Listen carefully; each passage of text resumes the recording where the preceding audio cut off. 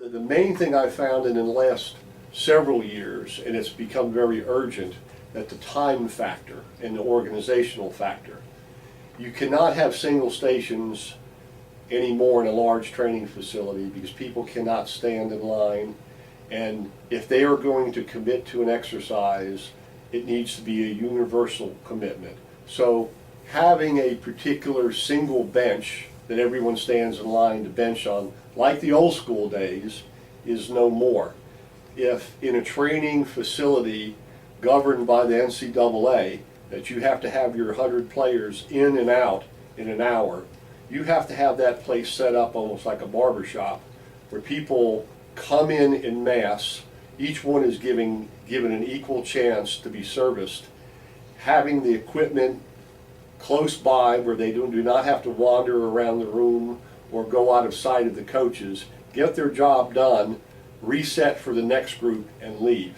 That is the mindset of athletic training, which we are a big part of today. We've put in several installations where they trained 100 athletes at one time in a room we put in 1 hour flat, in the door and out the door, on the basic things. And if you're not organized and you don't have things perfectly laid out, you can't even know where to begin. You won't get anything done. So it's more like taking a bunch of cards that you used to just sit around and play with and putting them in careful suits and laying them out where numerically where you could understand and see everything you have. That's how training is going now.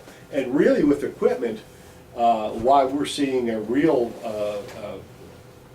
surge in the buying, because all these athletes that train at schools are used to a certain level of safety and availability of good training equipment. When they come home for the summer and they go to the local gym and there's junk there, they're not happy. And when they come back hopefully ready to play in the fall, they're not ready.